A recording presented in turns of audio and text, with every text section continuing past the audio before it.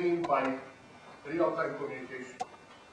By real-time communication, I mean the situation where you want to send information to someone, but you cannot tolerate infinite delays, as in the Shannon classical formulation of the information theory problem. You can only have zero delays or finite delays both in encoding and decoding. And this kind of situation is motivated by systems that are informationally decentralized. All interesting technological systems today are informationally decentralized. If you look at communication networks, social networks, transportation networks, in all of these systems, what you have is interactive controlled communication. Somebody makes observations, makes decisions, communicates to other decision makers who have to make decisions in that communicate information, and because you have quality of service requirements such as timely delivery of services, you cannot tolerate infinite delays. So you really need to have either zero delay, which is an extreme, or finite delay, which is a more realistic constraint. And that is what I call real-time communication, and I would like to talk about how one deals with this kind of problems where you have zero or finite delay. And I would like to concentrate mostly on zero, but then I will tell you that I have extended some of the results to finite delay, but I won't talk about them. They are in the references that I will give you at the end.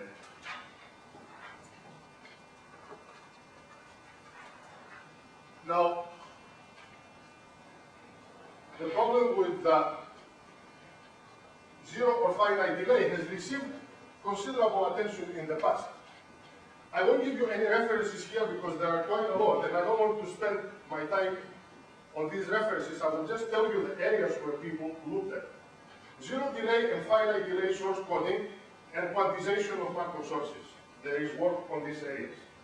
There is work on causal source coding, and causal I separate by real time. With causal, for example, you can look at the paper by Newhoff and Gilbert, and you see that causal does not imply that you have finite delays. You can still have infinite delays, and they define causal source coding in a different way. Then you have zero delay joint source channel coding. This is one work in this area is the recent work by Weissman. Then we have real-time encoding and decoding for noisy channels with noiseless feedback. And that, the nature of these problems is very similar to the real-time quantization of macro sources with noiseless channels. Conceptually, these two problems are almost identical. And then you have real-time encoding and decoding for noisy channels without feedback. And this is what I would like actually to talk about today. Now, if you look at all this body of literature, you can classify that in two categories. The literature that takes an information theoretic approach, and most of the literature in this area does take an information theoretic approach, and the literature that takes a decision theoretic approach. And this is the approach that I would like to take in my presentation.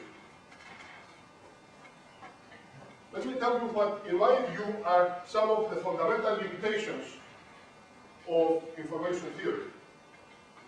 You all know the classical Shannon formulation.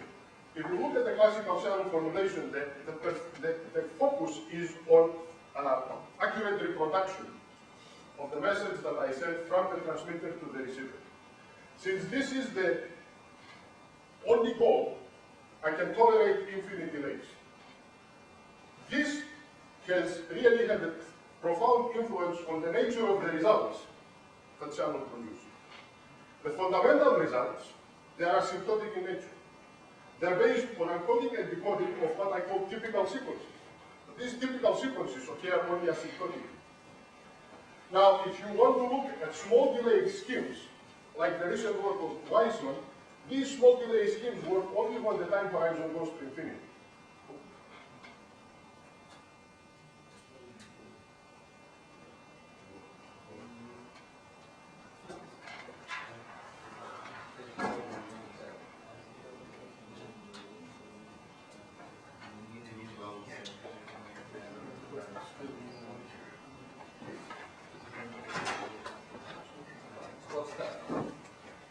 Apparently.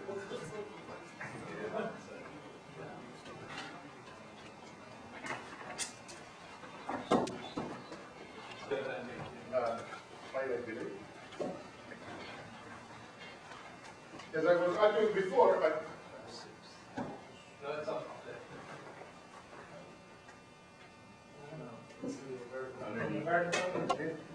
On the post on the side of the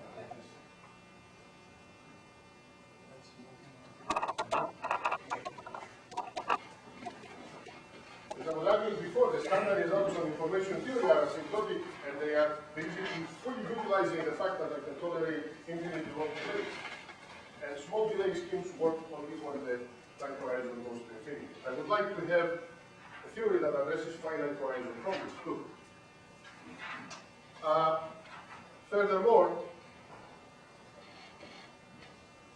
the information theoretic results that deal with the trade-off between delay and reliability are asymptotically tight when I allow large times, but they are of limited value when I allow short sequences. And a key notion in information theory, which is channel capacity, is an asymptotic concept, and channels with the same capacity may behave differently under the real-time constraint. Now, you may feel that this statement here, you may object to that because we have seen lately results that are connecting channel capacity with some of the fundamental limitations of control systems. Nuno has some very nice results in this area. There is nothing inconsistent with what I say. The results that connect channel capacities with body integrals and all of these things are concerned with stability. Stability is also an asymptotic concept. So you have an asymptotic concept from information theory, which is capacity, which becomes compatible with notions of stability, which are also asymptotic. But if you are concerned with real time, then channels with the same capacity may behave very differently. So we have, for the purposes of my talk and my objective, we have somehow to get away from these ideas of information theory.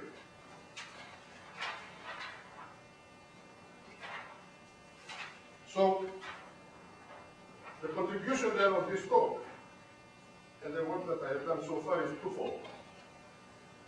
First, for Markov sources, we determine the structure of optimal real-time encoders and decoders in real-time communication over a noisy channel. And then we use these results to develop a systematic methodology for determining jointly optimal real-time encoding, decoding, and memory update strategies for point-to-point communication systems. Let me then start talking about the problem that I want to study. Here is the typical point-to-point communication system with the real-time constraint, as I will describe it now. The source, I consider it to be first-order Markov. I can generalize the result to k-order Markov without difficulty, and we have done so, with no statistics. The encoder now operates as follows. It operates in real time. At time t, it observes the sequence of states up to time t, and it quantizes that in real time. Zt belongs to a finite alphabet. This output now goes to a channel, through a channel, which I'm assuming at this point to be memoryless, and the channel has no statistics. The output of this channel now goes to the receiver. The receiver has finite memory. At time 1, when at the first transmission, the memory, before the first transmission, the memory is empty. When the receiver sees Y1, it forms some kind of a memory.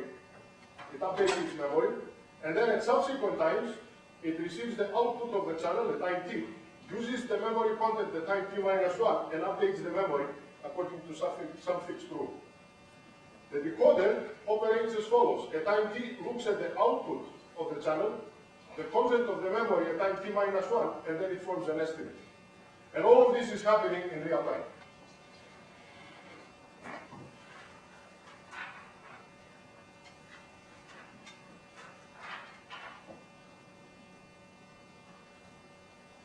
I consider a distortion measure, which is a distortion between the input and the output of this communication system. and this is a function that is given for all t, and I call a design a choice of the encoder, f, of the decoder, g, and the memory update rule, L. And I'm considering a performance measure, which is the expected value of the sum of distortions from time 1 up to some finite time t. And this expectation now is with respect to the probability measure that is induced by the choice of design, namely the choice of functions f, g, and L, the statistics of the source, and the statistics of the channel. This is my performance criteria.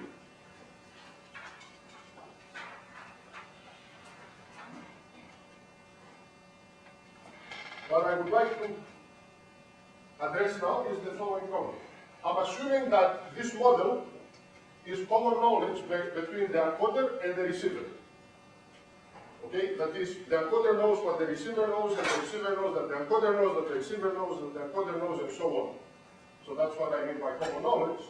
And the problem now is to determine the functions f, g, and L, such that when I determine these functions, this cost, this performance criterion is minimized. That is my goal. Now, if I look at this problem here, what are the salient features of this problem? This problem is a dynamic team problem. What do I mean by that? By that I mean the following.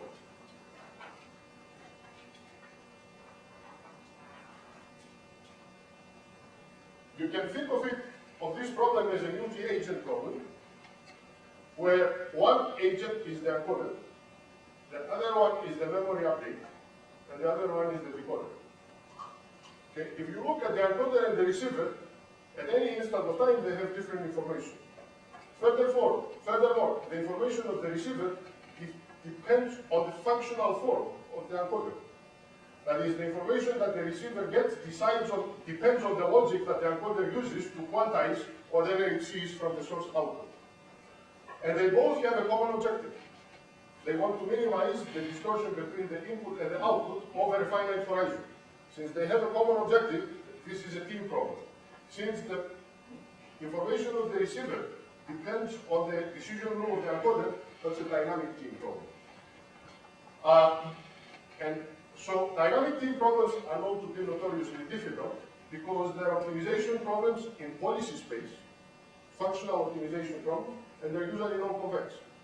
So it's very difficult to find optimal solutions. Furthermore, we are lacking a methodology for addressing these problems. And this is what I would like to present to you today. What is the methodology? What is a way of thinking about these problems?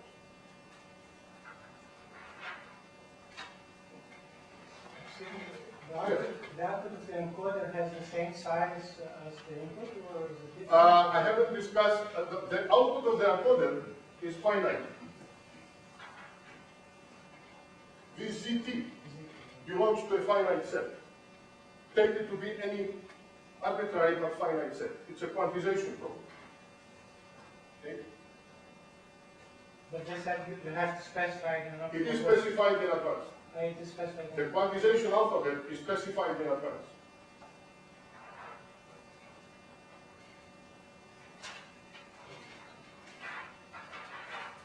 What I need to determine is what is the rule for quantizing, whatever I see from the source.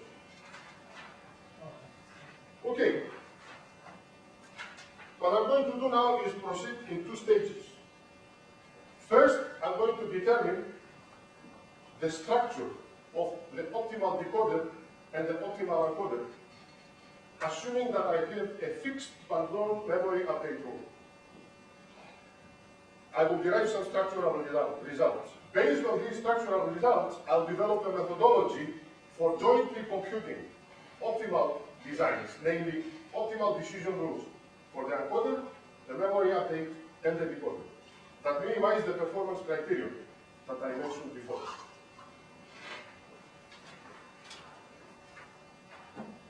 I will start with the easy problem. I will start with the decoder. The way I'm going to address the problem for the decoder is as follows. I will fix the encoder and the memory update rule is fixed throughout the discussion of the structural results. Now, if I fix the encoder, then the structure of the optimal decoder depends only on the distortion measure. It's a standard filtering problem. Let me give you an example. Suppose that I have a continuous state, discrete time Markov source. And suppose that I have a performance measure, a distortion measure, which is the squared error. That I know that my optimal estimator is the conditional expectation, the optimal estimate at time t is the conditional expectation of xt given the information of the receiver at time t. Of course, to compute this conditional expectation, you need to know f and l. Okay? But for the time being, I have fixed f and l. So since they're fixed, this measure here is well defined, and this is the optimal solution for the decoder. And you see that the optimal solution of the decoder depends on the distortion measure. If, for example, I have the distortion measure to be 0, 1, then the optimal decoder would be the maximum a posteriori probability decision rule. The point here is that for fixed encoding strategy and memory update strategy, the decoder's problem is a standard filtering problem, and the optimal decision rule depends only on the distortion measure. So, some would say that the filtering problem is a simple decoding problem. That's right. That's right. This is, Some would say it's the same problem. to a lot of you, this may appear a trivial problem, but it has profound implications of what I'm going to say later on. No, I agree, but you put it in a way that the decoding is a special case of the filtering, and maybe it's the other way around. Okay, It's actually the same problem. it's the same kind of problem. Just we can live in the spirit or logic or all the things like it. Doesn't matter. They're all of the same problem. So, how do you solve this problem? Suppose that I take a discrete state Markov source, and suppose that I consider the set of all probability mass functions on the space where this discrete Markov source takes values. I call this space script T. So this is the set of all probability mass functions on T. And I consider an arbitrary but fixed encoding rule and memory update rule, and I define this conditional probability mass function. This is the perception of the receiver about the source at time t.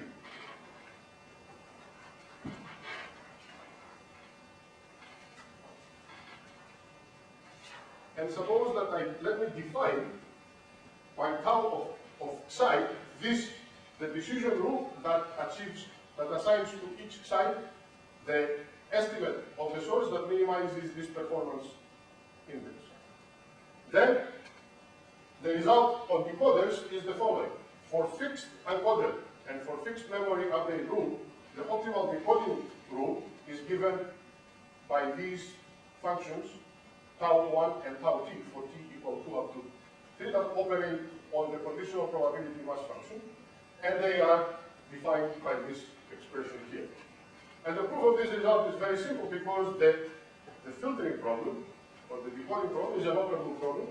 Minimizing the overall performance index over a finite horizon t is equivalent to minimizing the performance index for each t, and for each t we know that this is the optimal decision. So far everything is easy, but this result will have a profound implication of what I'm going to say later on. Now I'm going to the more interesting problem, which is the encoding problem. When it comes to structural results, it's the encoding problem that is the more interesting one. What I'm going to do now is, if I want to derive a structural property, a structural result on the encoding rule, I can fix the memory update rule and the decoding rule, and I can see whether I can get some structure of the encoding. Now, look at this problem.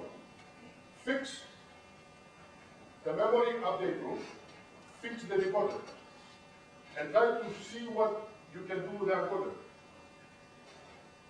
Now, the encoder now knows that the optimal decision rule of the decoder depends on the distortion measure, and it's also a function of the conditional probability that the decoder has about the source. So, how many controllers do I have here? I have only one controller, the encoder. What is the encoder going to do?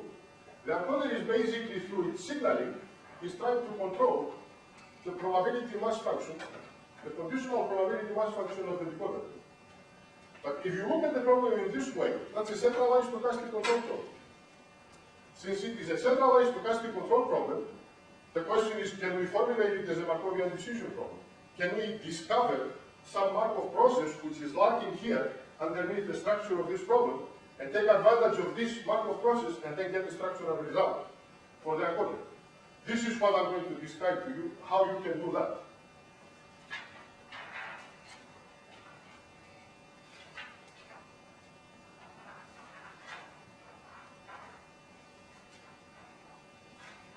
For that, let me define the following. The receiver has a finite memory. Let me call the space M. This is the space, the memory space of the receiver. And let me define by P of M the space of probability mass functions on M.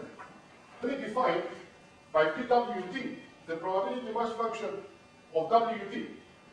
This is the perception that the receiver, the transmitter has, the encoder has, about the content of the memory of the receiver at time t. Notice here the following.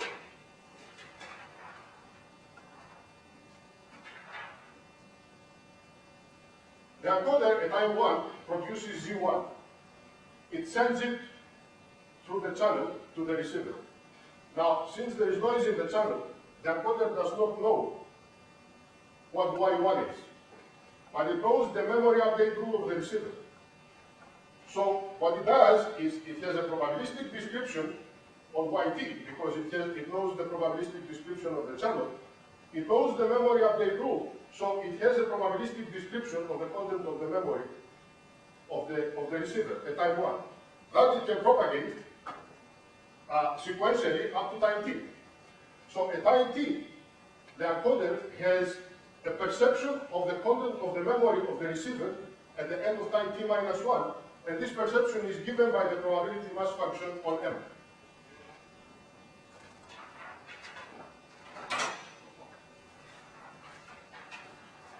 Now, let me define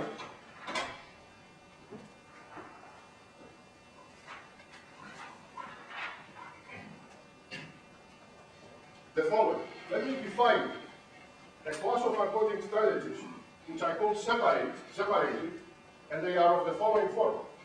At each instant of time, the encoder uses the last output of the Markov source, the output of the Markov source at time t, and its perception of the content of the memory of the receiver, which is expressed by this probability mass function on M. So this class of policies, I call them separated. The result comes from the separation results of stochastic control.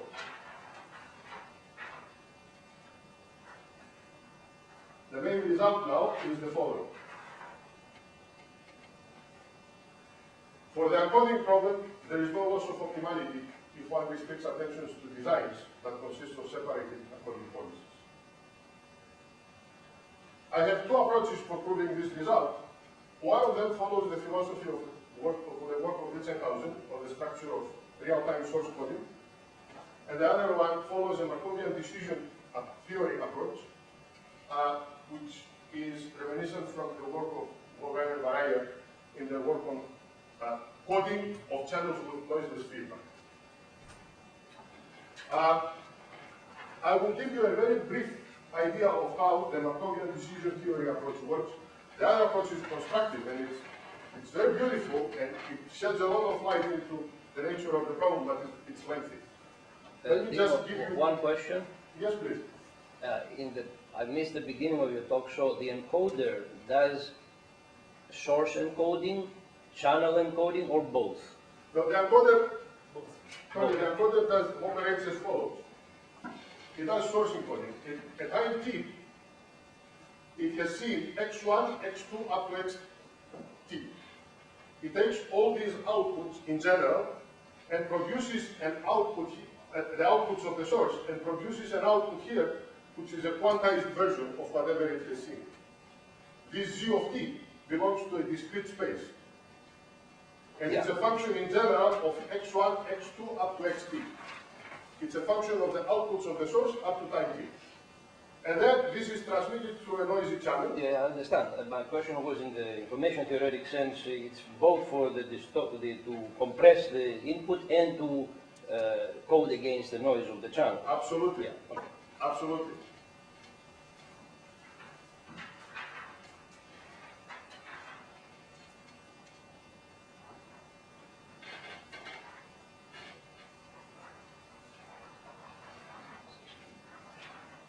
Before I give you the information, before I give you the proof of that, let me discuss some of the implications of this result.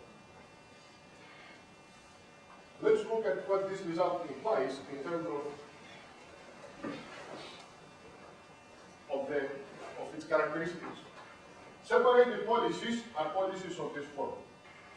If I want now to implement the encoder in real time, I need a memory size M, where M is the size of the memory alphabet of the receiver. This is a PMF, so I need to store M-1 components here, the mth one I know, and this is just the value of the state of the buffer zone. So I have a memory size of M. Now, if you compare this result with what I have with general encoders, notice here that as time goes on, the memory requirements increase. If I consider a horizon capital T, the memory requirements is of the order of capital T. Now, if T becomes arbitrarily large, the memory requirements with encoders of this form increase. On the other hand, if I consider encoders of this form, which are separated policies, the memory requirements remain fixed and they're independent of T. And if T is much greater than M, the size of the memory of the receiver, this results in a significant simplification to the encoding problem and the implementation, the real-time implementation of the receiver. Furthermore, it allows me, first of all, to formulate a Markovian decision problem, and then with this fixed memory, I can extend the horizon to go to infinity. But with this, I will have more difficulty. So let me now then discuss. Yes, please. In the formulation itself, why did you allow the encoder to possibly define all the parts from present inputs, but impose this memory structure on the decoder? This is part of the formulation. That's an excellent question, and I can tell you that we consider another problem where I can have finite state machines in the encoder and the decoder, and we have a solution to that problem. But because there are a lot of things that we are doing right now, and these are the results that we've documented, I decided to talk about that. And whenever we finish documenting the problem where I have a finite state machine at the encoder and a finite state machine at the receiver, then I can send them back to you. The concepts and the methodology is quite generic here. But that is an excellent question, and it's a very reasonable one, especially in view of the technology today. If you want to have these small devices being used to communicate, you need to have finite memory in the encoder and finite memory in the receiver, and then you want to keep updating them. What is the proper way of updating these memories? Now, if you look at this result, it turns out that if I have finite memory at the receiver, I also have finite memory at the encoder, but that is somehow a byproduct of the solution and it was not part of the formulation. Okay?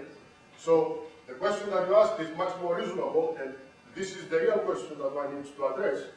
And this question actually was posed by Slepian and Gardner many, many years ago. They wanted to have these finite state machines in the encoder and the receiver and communicate in real time. And they had some folk schemes that they were using, and actually they didn't have a noisy channel, they had a noiseless channel. This is a paper that appeared back in the Transactions and Information Theory several years ago. And now we can handle this problem even when there is noise in the channel.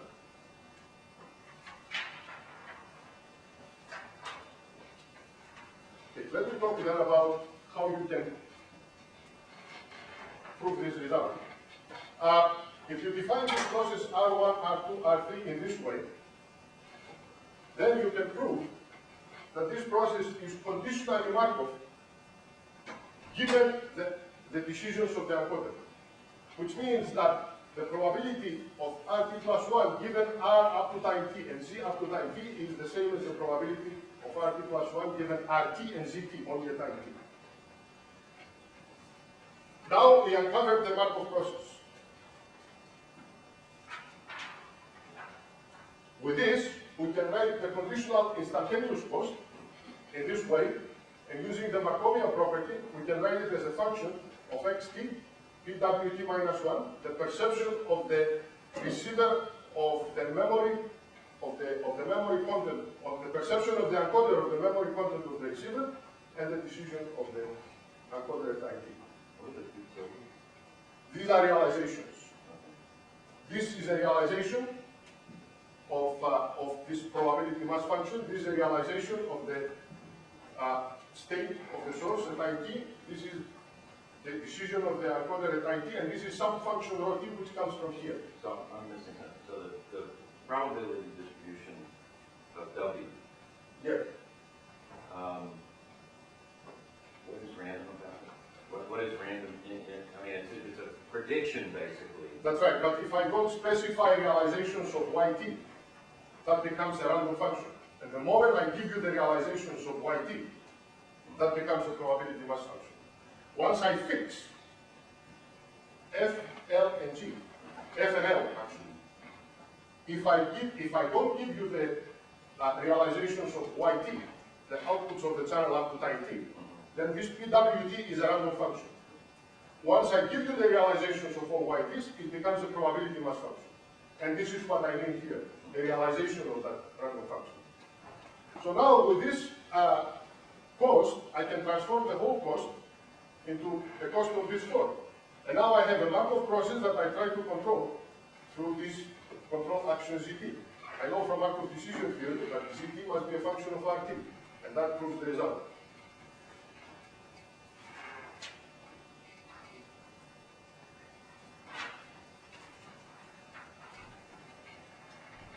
Now, one nice characteristic of this result is that I can now use the machinery of partially observed Markov decision processes, the algorithms that are available, to compute these real-time encoders, FT. If I fix the decoder and the memory available.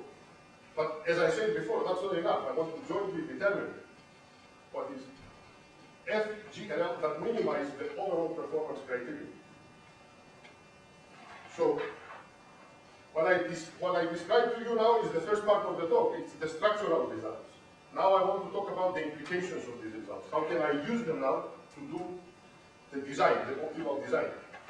Can I come back to that same question? It seems to me that you're doing only compression here. You're not doing channel coding. Because if I understand right, you have time t and you want to estimate xt based on the observations up until time t. But if you do channel encoding, then the time, I mean, you don't estimate, I mean, you have observation, you map the input symbols to longer sequences of I don't allow that. I want real time. Yeah, but then it's not channel coding. It's No, just compression, you're quantizing, and you don't do anything to fight I don't want to use terms like channel coding and... No, but there is a big difference. There is a difference, yes. And that's why I'm not resorting to information theoretic techniques, because they're not very appropriate when one deals with the real-time aspects of this problem. But it ignores that part. Yeah, I mean, it ignores the possibility of doing the mapping at the encoder to correct or anticipate the distortion that the channel introduces. It does do that. It doesn't neglect that.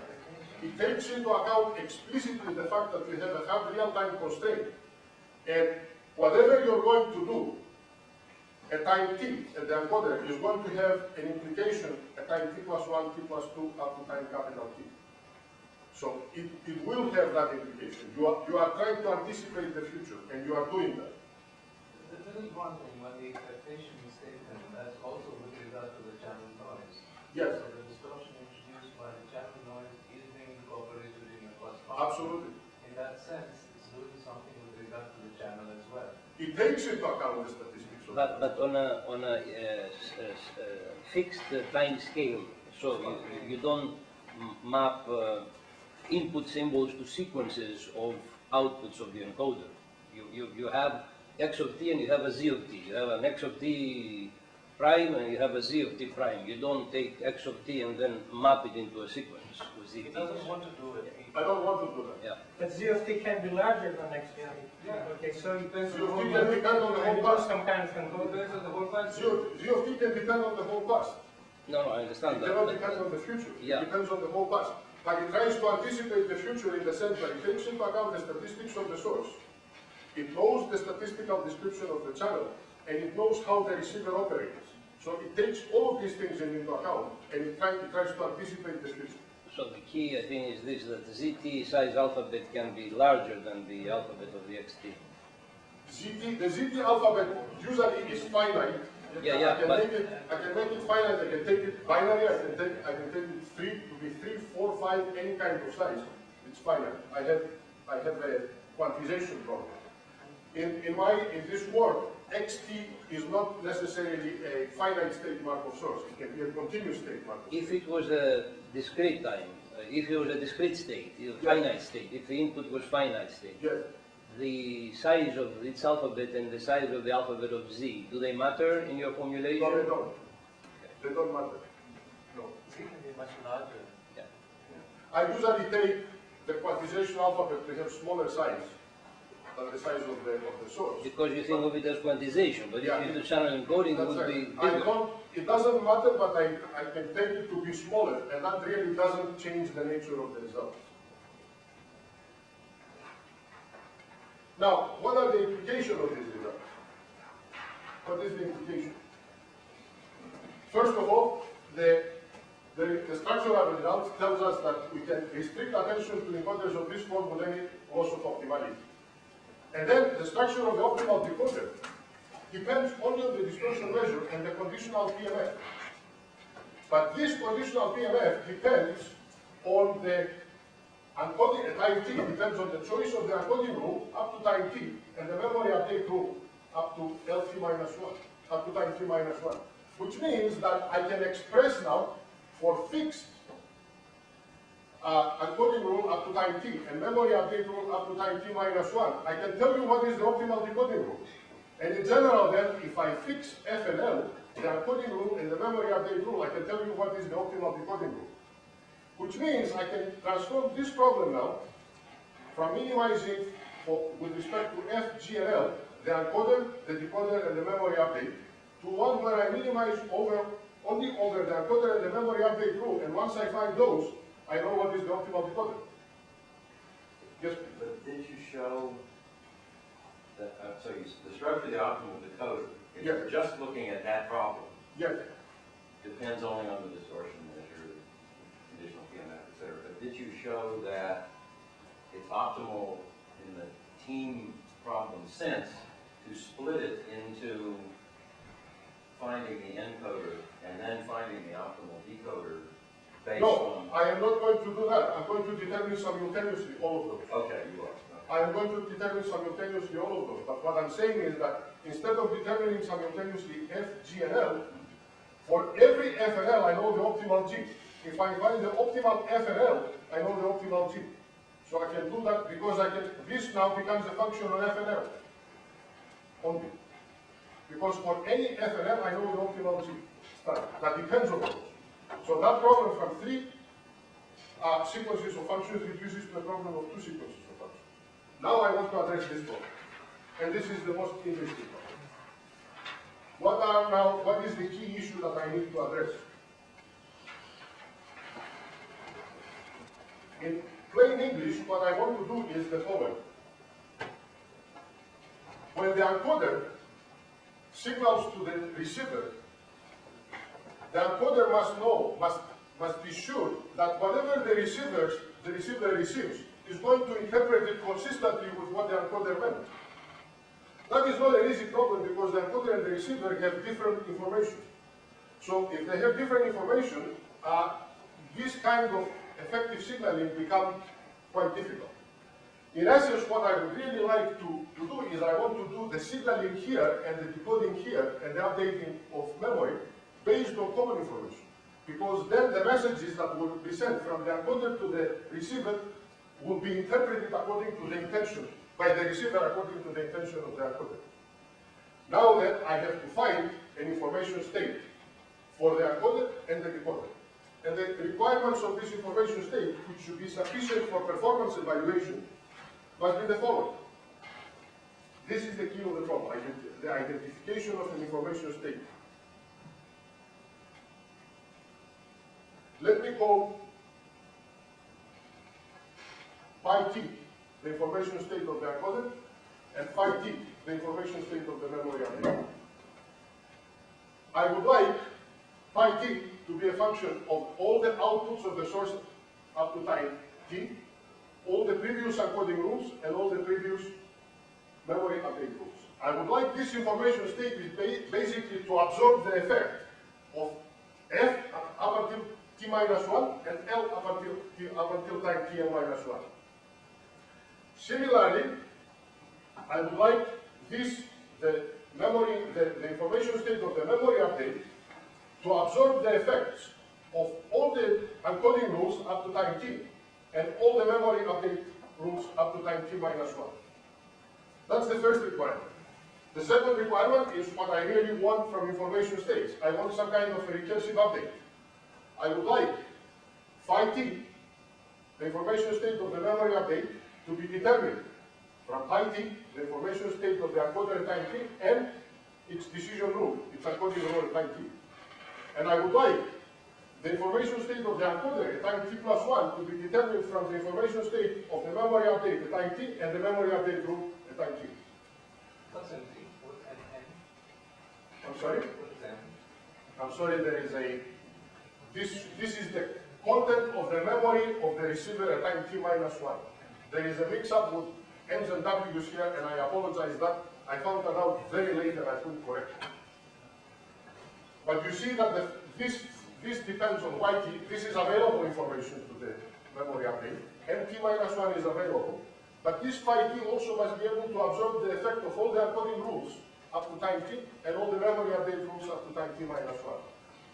These are the two requirements, and there is a third one.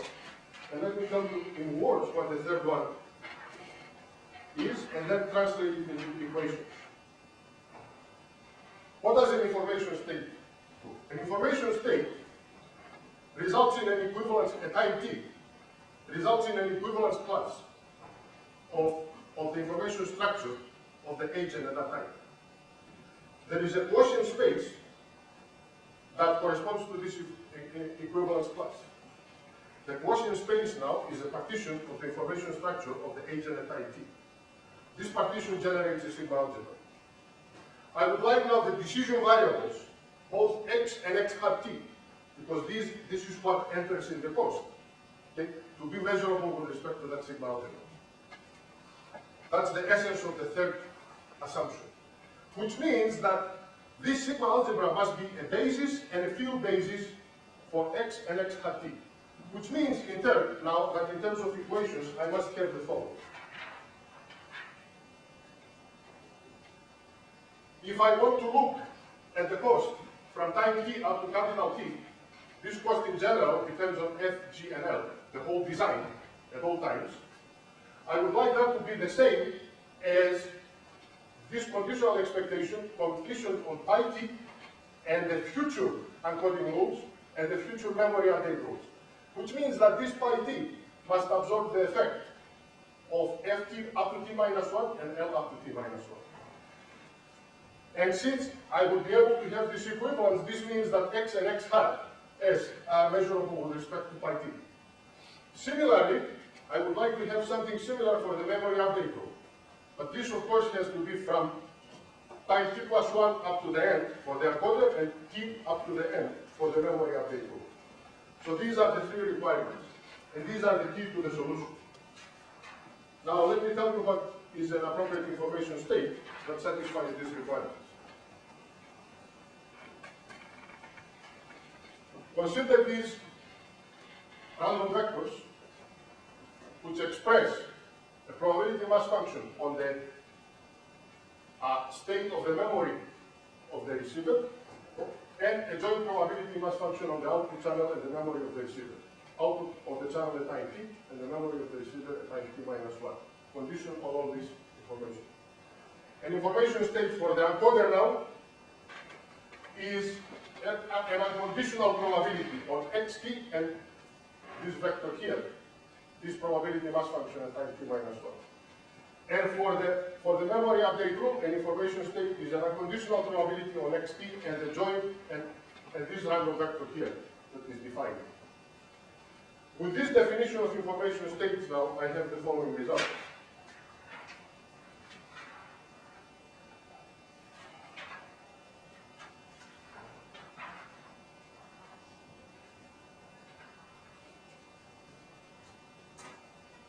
There is a linear transformation from phi t to pi t through ft.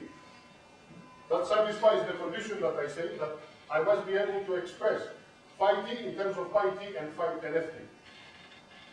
So this is satisfied by a linear transformation. Similarly, there is a linear transformation such that phi t plus 1 is a linear function of lt and phi t. You said it was, these were unconditional Yes. probabilities, but they're still random. I'm sorry? They're still random. If these, yes, the moment, absolutely right. If, as long as these are random variables, these are random functions. The moment they get the realization, this becomes a conditional probability.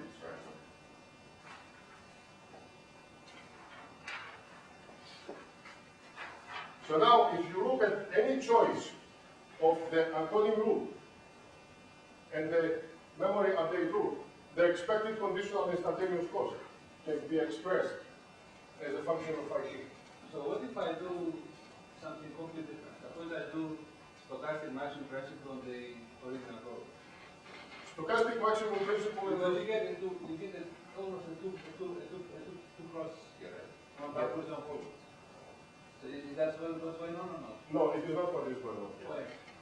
Because you see, if you cannot do any standard dynamic programming or maximum principle of these problems, and the reason is Even because we expanded the definition of the thing, if I take all possibilities, I blow up the problem completely.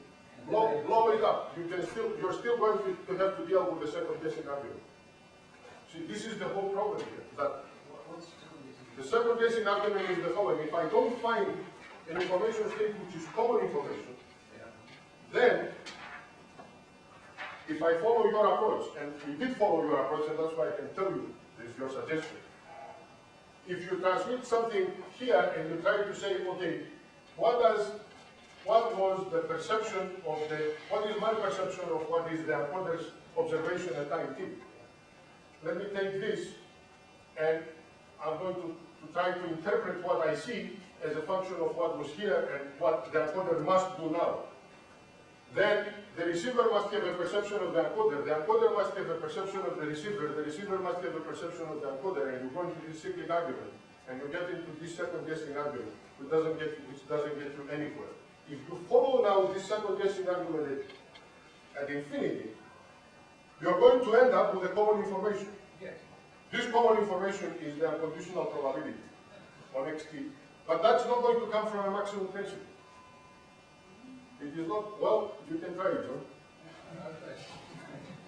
Because you iterate, right? No, I'm not iterating here at all. No, if you do the math. If you iterate, you get, the best you can hope to get is the local minimum, but not the global. If you iterate, you're following an orthogonal search algorithm. That doesn't guarantee global optimality. It only guarantees local optimality. That's the big difference. With this approach, you guarantee local optimality, and if an optimum doesn't exist, you have an epsilon optimal solution.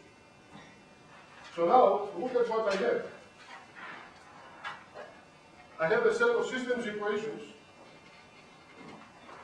where Q of t and Q hat of t are deterministic transformations that depend on ft and lt. I have a pi 1 which is known, both by the encoder and the decoder, and I have an instantaneous cost of this form. So the optimization criterion becomes this. Look at all of these now. This is the deterministic optimal control problem in function space. Okay, for this deterministic optimal control problem in function space, the optimality equations are these. You solve these optimality equations, you now have a globally optimal F and L, and you have a decomposition of the problem. You determine them backwards in time. What are the characteristics of this problem? The characteristics of this problem are very similar to one of partially observed Markov decision problems, where the action space is infinite. Because the action space here is the space of functions. But there is work on how to approximate these kind of problems. So potentially algorithms from partially observed Markov decision problems with infinite action space would be very useful in solving these problems. I don't have a numerical solution. I haven't done any work on how you're really going to solve this problem. I was more concerned up to this point with how do you formulate and how do you have a systematic methodology for solving this problem. And I believe I know. Can I compute the information space? I'm sorry? Can I compute the information space? Yes. Oh. All these are recursively computed. Is it finite computing? I'm sorry? It's finite computing. Well, this is the problem that for You every... compute the probabilities of probabilities, right? It's large space. No, because look at this. The PT and PT No. are regularly. Yeah, it's a large space, but this is exactly the same kind of argument that we have when we have the partially observed Markov decision problem, because then the argument is a probability mass function or a PDF. You are in the same kind of situation. The only difference is that in partially observed Markov decision problems, you may have an action space which is finite. Here you have an action space which is infinite, because the actions are not now control values, but are control functions. So that's the only difference.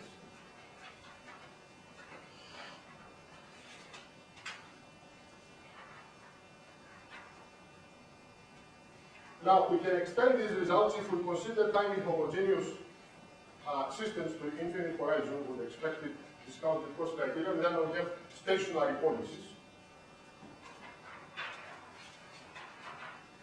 And we also extended this work to two directions. For structural results of optimal encoders and decoders, we have solved the real-time broadcast system and a real-time variation of the wider Z problem. Let me tell you what these two problems are.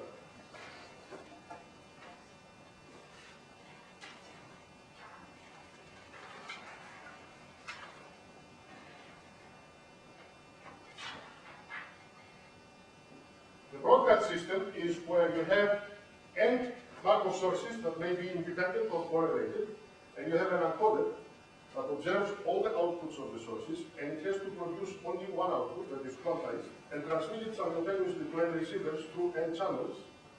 The noise in the channels at any instant of time may be correlated at those channels. And now the receivers have to receive these messages and try to reproduce reliably the output of the corresponding source. And for this kind of problem, we have derived the structure of the optimal encoder and decoder. The first part of the talk.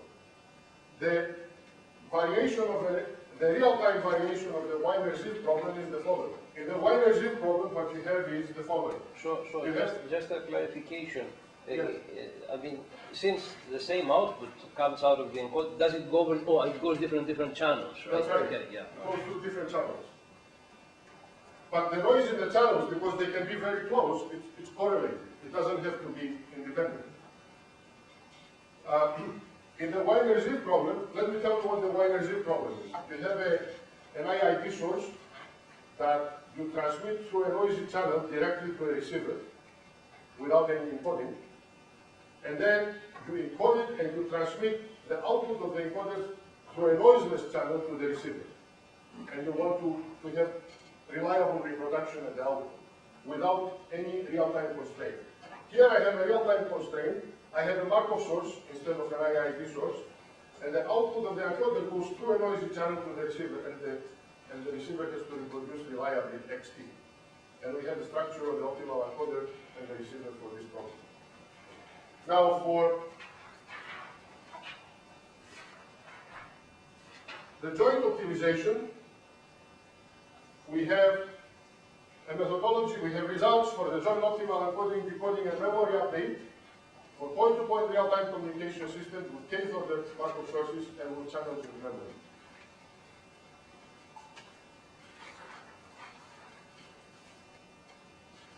In summary, then,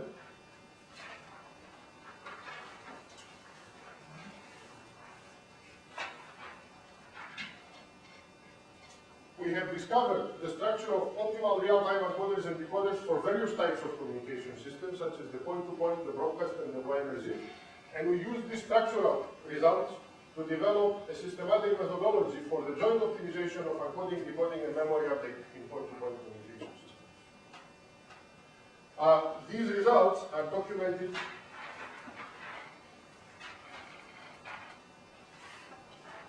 in 2 papers, one of which is available and I can give it to you. I can send it to you if you are interested in. The other one is about to be done. The last comment that I would like to do is that if you want to look at the joint optimization method, and you can ask, is there any kind of work before that comes close to what we were doing here? The answer is yes. If you look at the work of Hans Ritzenhausen on the standard form for sequential stochastic control, it comes quite close to what we have here. The only difference is that in that work is difficult to extend to an infinite horizon. And secondly, there are no structural results there that we can take advantage of so that we can come up with a compact formulation of the problem. And when you come up with a compact formulation of the problem, the advantage is that you have now a partially observed Markov decision type of problem where you can use some of the machinery of the computational methods that we have. So that's the closest that this work on the joint optimization comes to. It's the standard form for sequential stochastic control. Yes, please, Tony. One question here that I think comes to mind from an information theoretic perspective is it would be of interest to see if you can characterize conditions under which the performance you are minimizing hits 0. In other words, can you have the distortion, the mid-squared error you're computing approach 0 in some way? I don't know the answer to your question. I mean, do you think one can approach it with this formulation? My suspicion is no. My suspicion is no. Yeah. Actually, this is another problem that we are working on, but I cannot really speak about it because I don't have anything significant to say. What is a good lower bound for this kind of performance? Well, I mean, for the compression, at least there should be conditions that guarantee 0, and so since you have real-time constraint, for the channel coding it wouldn't apply, but for the source coding you should have conditions under which you get 0. I don't know these conditions. I don't know the answer to your question. I have not investigated it. Okay? If you look at lower bounds, you might get conditions of the Kramer outside, for instance. I don't know if things will go to 0, but there might be bounds of the Kramer outside. The only difficulty here is that the Kramer type of bound is available once you have the decision rules. Yes. But here we don't. Yeah. See, the Kramer bound assumes that you have a density, which you can use to compute, and you get an information matrix. This information matrix depends on the density that you have. But we don't have the density because we want to determine what is the density. So there's one more question. Just to see the structure, suppose everything were binary. Yes. And your memory were infinite as a receiver. Yes. So you don't have any bound there. And the cost function is the probability of other criteria. Yes. Can you give some indication as to what are your range states in that simple case? What happens then? First of all, if I don't have the, if I have an infinite memory at the receiver, Things simplify quickly. I'm sorry? Things will simplify quickly in some structures. I don't know if they will simplify. Like the binary nature of the problem, we have looked at it briefly, and I don't think it simplifies the problem.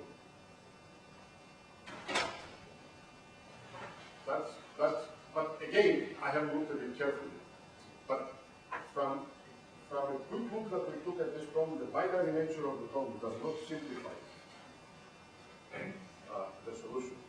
Now, if you look at the paper by Moran and Varaya in '83, they say that if everything is symmetric, you don't need to do any coding. But that's a very special kind of case. Now, if things are not symmetric, then what happens then? And we don't know that. But we used to take some simple example. I completely agree with that. Binary. As you see, this work has not even been documented, so I cannot really tell you a lot of things. I cannot answer a lot of questions that are really very interesting, and are worth investigating. We are just completing writing this work, documenting this work. All of these questions that you're asking are very, very excellent and very legitimate questions, and worth investigating. Sure. What happens? Let's take this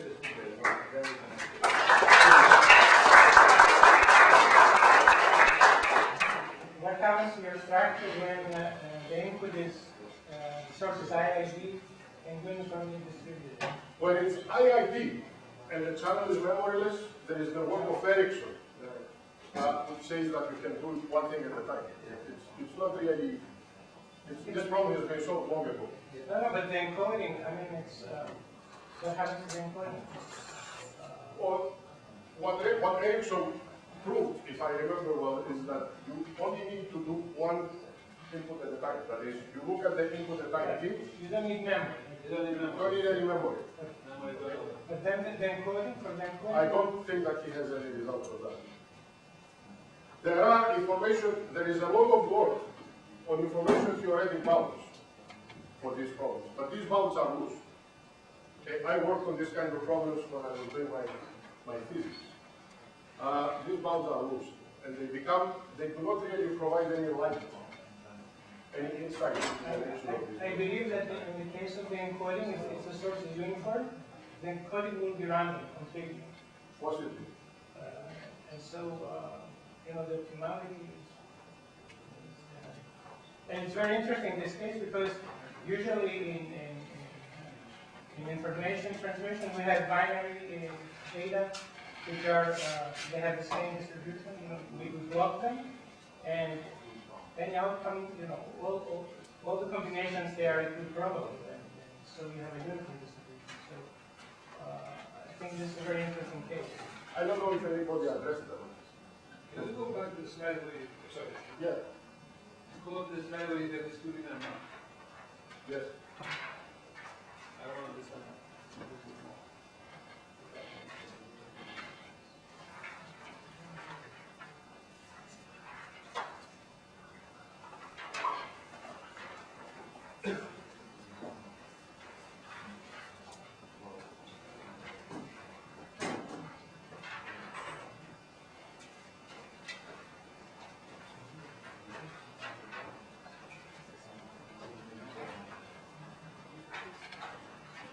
So we have the information state defined before on this encoder, right? And then you prove that there are linear maps that connect those. where this comes from. Oh, this is in the second report. Yeah, but what is the essence of the proof? It's more like a data processing. What depends on what? You really need to be careful on determining what depends on what, and it turns out that it's a linear map. Why is it? That's what I mean. Why is it linear? The reason I asked you the question about stochastic mapping principle is Yes. because this reminds something like stochastic Lagrange multiplier or something like that. I don't believe so. Okay, all right. I don't believe so. Yeah. You see, the stochastic maximum principle will give you, at best, a local optimum. The problem here is No. not We have results with Elliot and others that you can actually make combinations. but do you have a decentralized stochastic maximum? That's my question. That's For the same reasons as in classical, in deterministic multiplication, because of the complexity of the assumptions is proved to be sufficient. Same thing happens stochastic. When you have many agents, it's a different story. Yes. That's okay. So that doesn't bother me. I don't have any problem. I can't get the problem. if you look at the standard form for sequential stochastic control, there is a maximum principle there. But that maximum principle does not guarantee optimality. In the form of paper, the first one, area of 10 years of the field. But that's for the central. And then we have stochastic. Central control. Yeah, the difficulty with the decentralized problem is that if you really want to, if you don't get into this, at least what we found, okay, is that if you don't define information states in this way, you cannot do anything. You get into these second guessing arguments, cyclical arguments. Okay, and that tells you basically that the lesson that we've learned from that is that if you really want to have efficient signaling, it must be done in a way that the intended message from the encoder to the decoder should be consistently interpreted by the decoder. That means that this has to be based on some information that is common to the encoder and the decoder. And this information here is common because we have a deterministic system. Right. So that's the whole idea. This is the deeper essence of this formulation. Whether there is another formulation that has the same kind of problem, I don't know. Yes, please. Case you looked at generated bare-handed information states, right? Yeah. There are examples where we cannot find information states.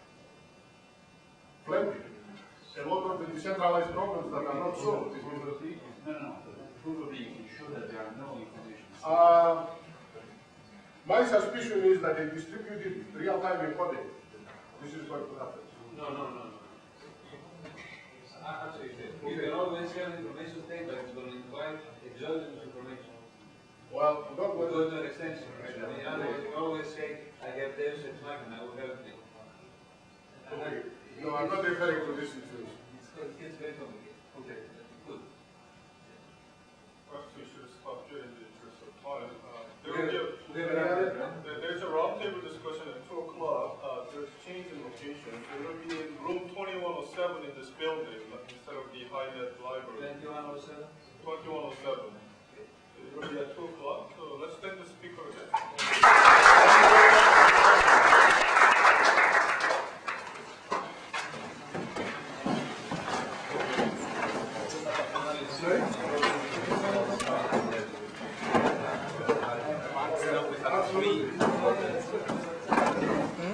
Now we have three overheads.